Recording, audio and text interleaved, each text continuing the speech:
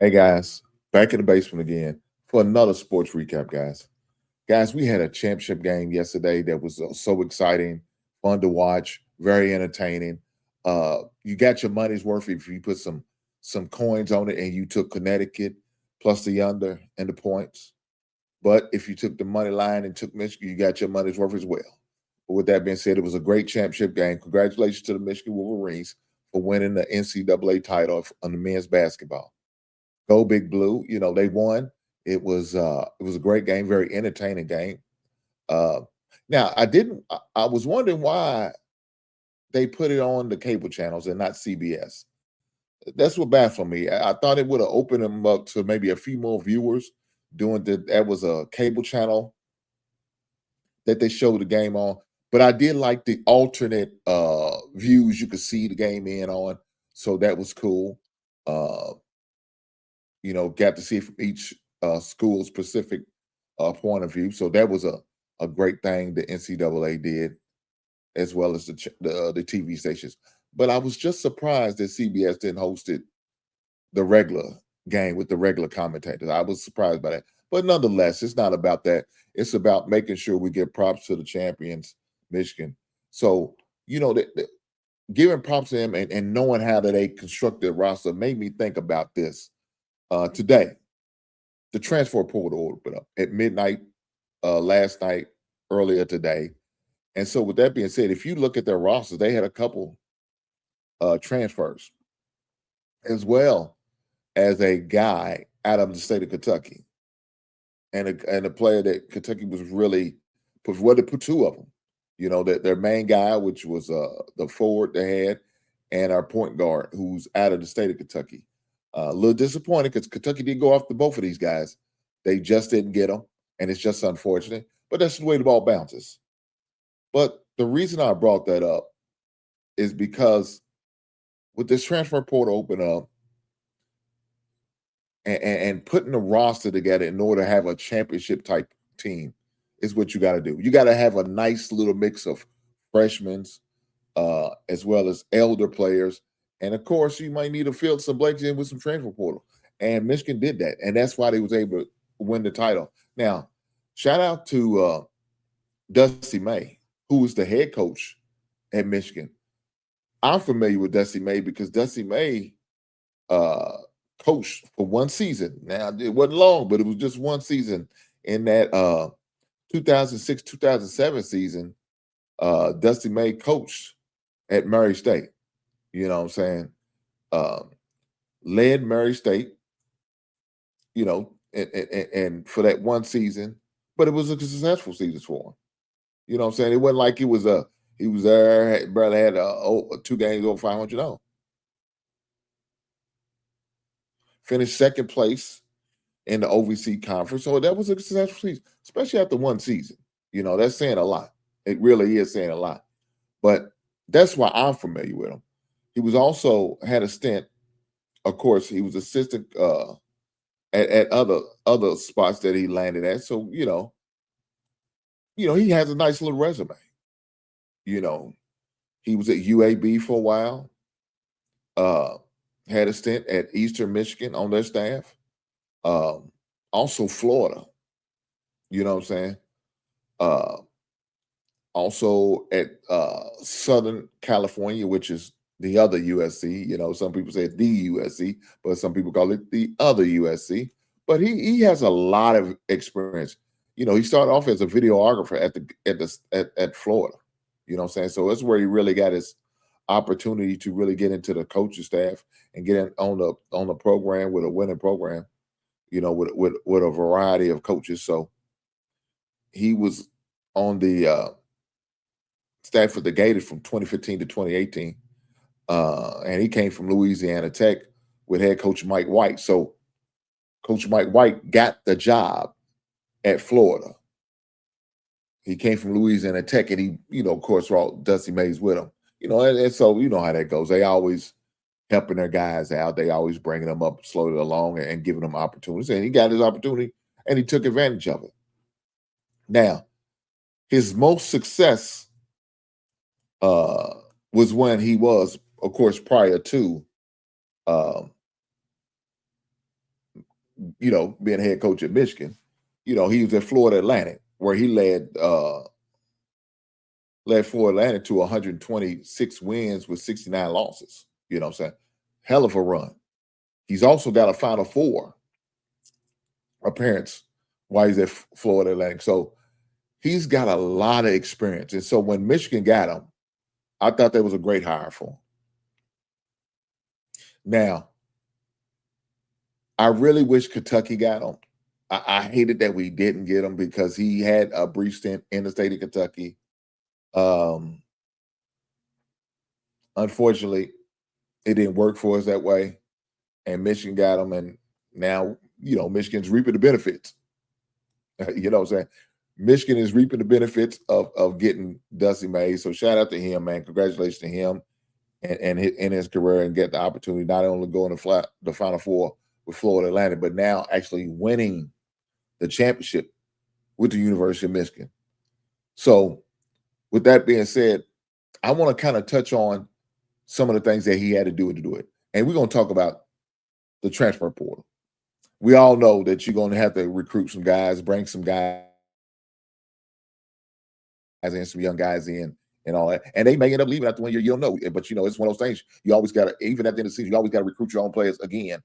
Even though they're already with their play the year, sometimes you got to do it again. But it is what it is. But we all know we got to bring in freshmen. Not saying we're going to have a whole team. Them days are gone. Them days are gone having a whole team of freshmen and trying to build like that. You're going to need some freshmen. You're going to need some transfers. And you're going to have to keep what you got. That homegrown kids that you got, and try to develop them. But with the transfer portal opening up today, we need to touch on it. We need to touch on it, and we are going to touch on it. So with that being said, the transfer portal is it's like a free agency market. Let me say that. It's like a free agency market for college players to pick and choose where they want to go and find new deals, new contracts, because the NIL money is to be had, baby. That NIL money is to be had. So you can't knock your young fellas and the young ladies from getting this NIL money, because I don't blame them. I'll be trying to get that NIL money too.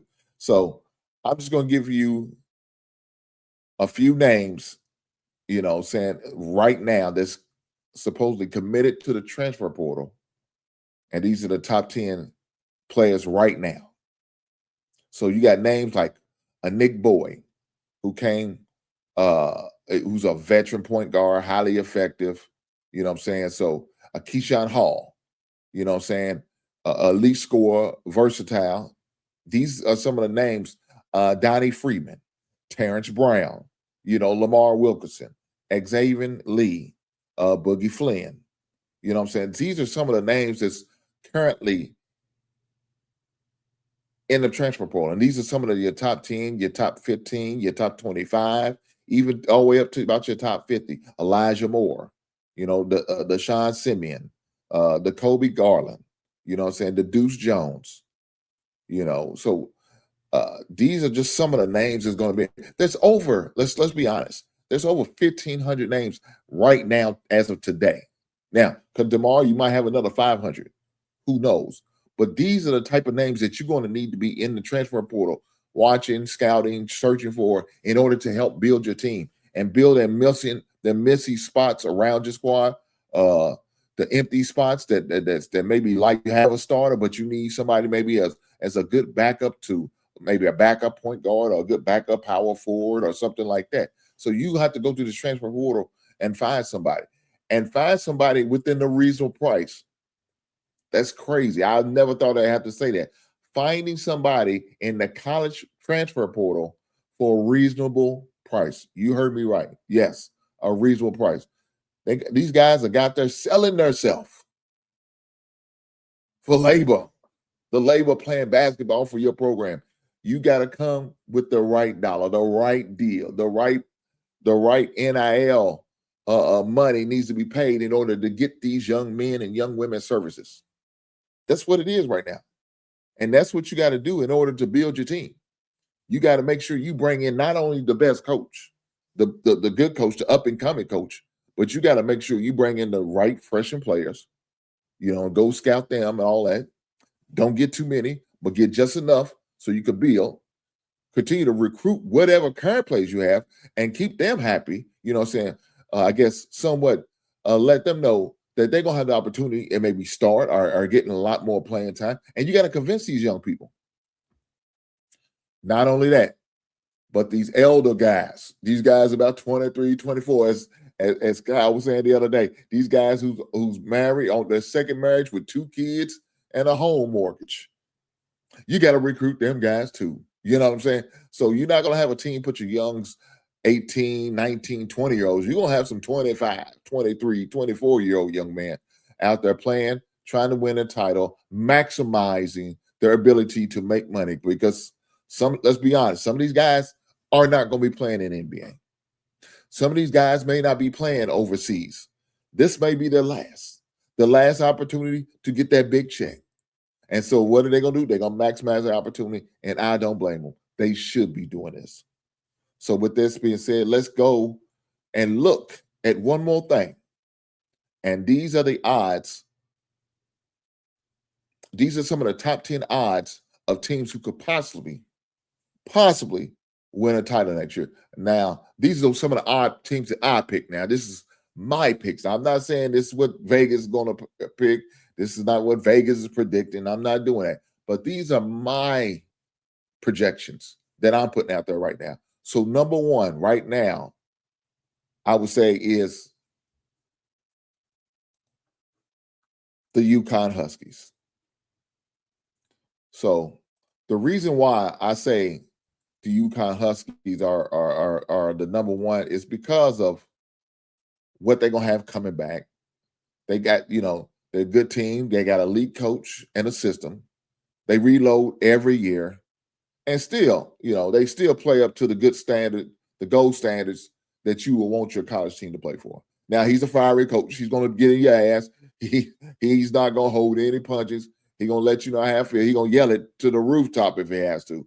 But that's just the way Hurley is. It is what it is. But that's right now, as we speak, my number one elite team to win. Number two, the Michigan Wolverines. Now, I know y'all saying, well, they the defending champs. Why wouldn't they be the number one? Well, the thing about this Michigan team, they're going to lose a few players. The couple transfers they do have, they seniors. They only have 1 year eligibility. So now you got to replace what you just lost. Yes, they are defending champs. They got the confidence. They're going to come with the momentum. The key pieces, they're going to have some players to stay if they want the opportunity to repeat back-to-back. You know what I'm saying? Can they do it? I don't know. But that's going to be a key. Can Dusty Mays convince some of the guys that are young and still there to come back and play for opportunity to win it back-to-back? These young players they're going to bring in, are they going to be willing to make the certain sacrifice in order to play? And the transfer portal. We know he loves using transfer portal. That's never been an issue for him. And he got to do it again in order to find the right mesh of players to play with him. Let's move on to number three. Number three is the Duke Blue Devils. Now, I know y'all saying to yourself, ho. Duke has multiple opportunities to go. They found a way to blow it last year in the Final Four, and they found a way to blow it in the Elite Eight this season. You are correct. I can't fight you on that. They blew a 19-point lead and cost themselves the opportunity to go to the Final Four and losing to Connecticut. You are correct. But doesn't mean Duke's not going to bounce back. You got to give Duke their respect, and I think that Duke deserves that respect. So, they always going to load up with talent, young as well as old. That's going to happen. Top recruiter, got that NBA pipeline. And, of course, we know the ceiling is the championship.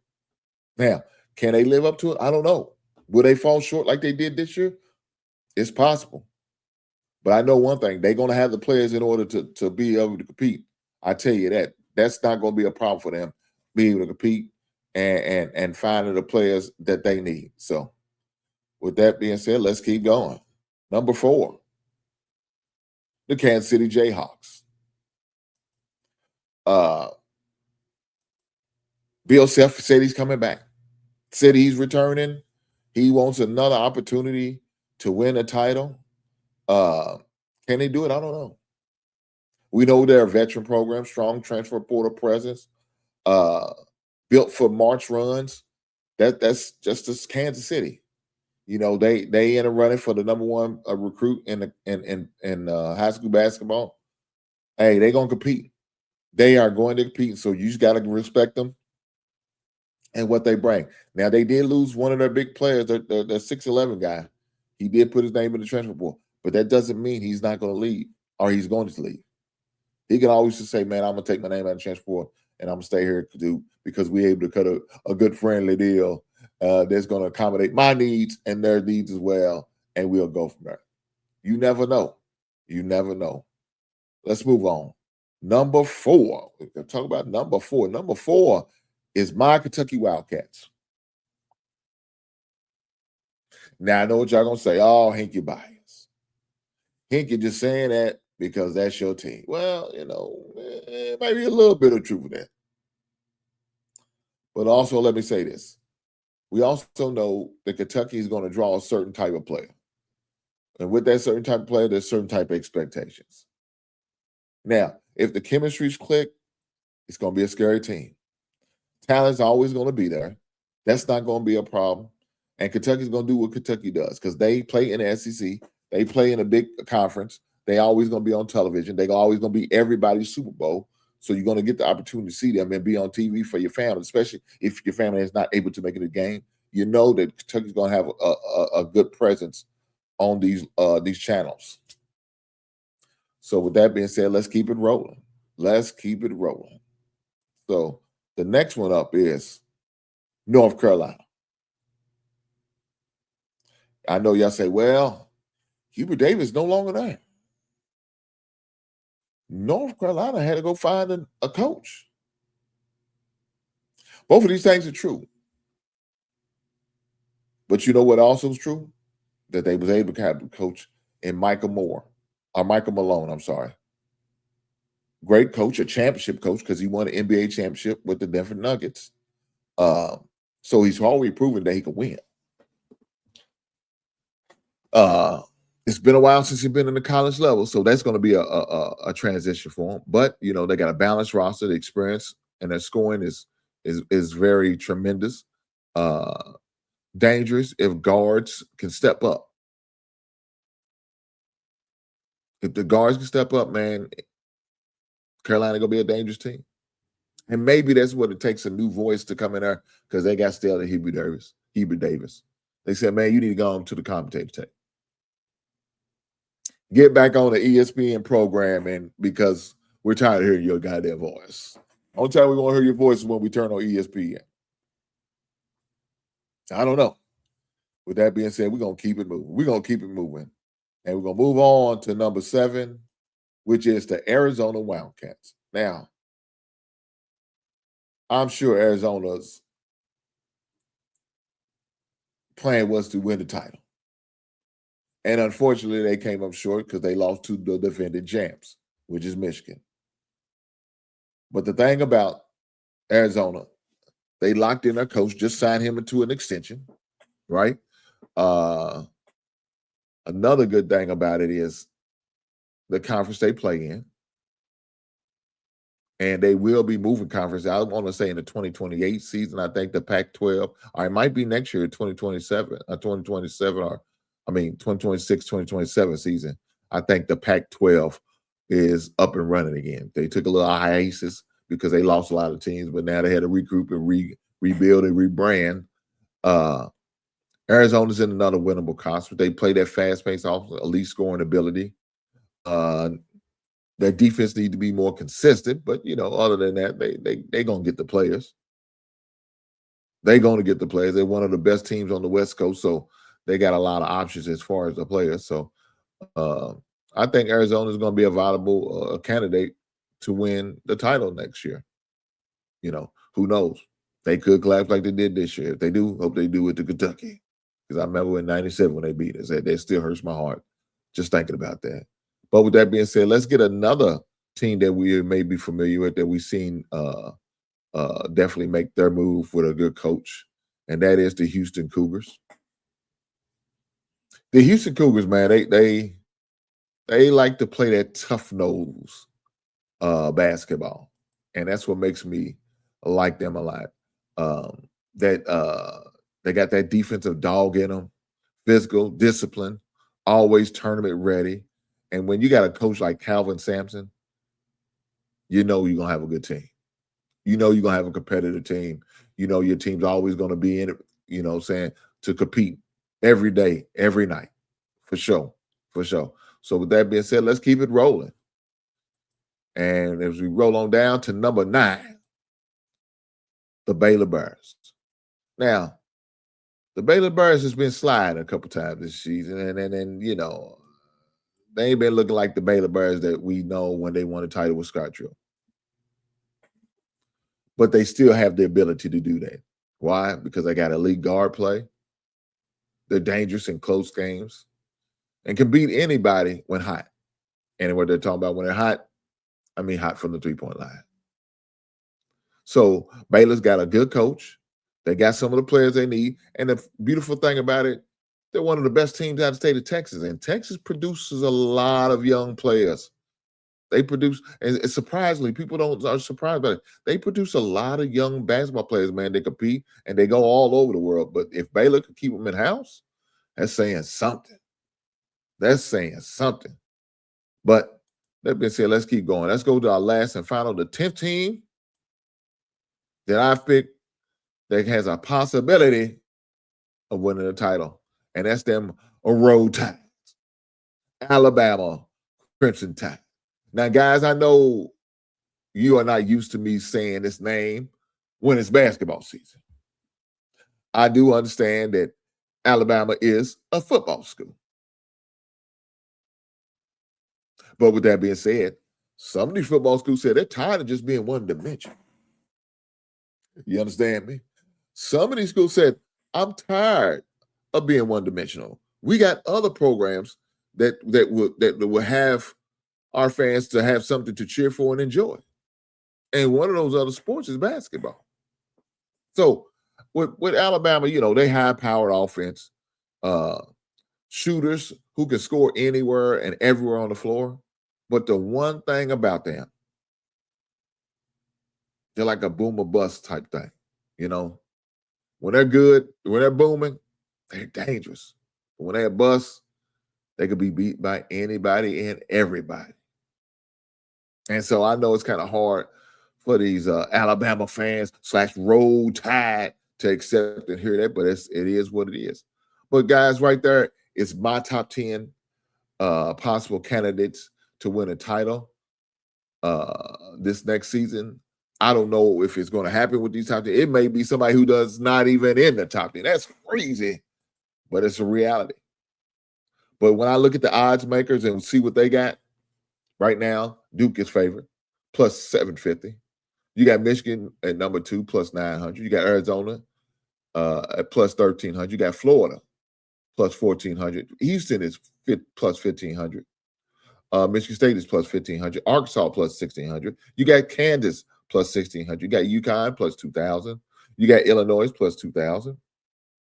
You got Gonzaga plus 2,500. You got Iowa State plus 2,800. You got Kentucky plus 2,800. You got Vanderbilt plus 3,000. I'm sorry. St. John's at 3,300.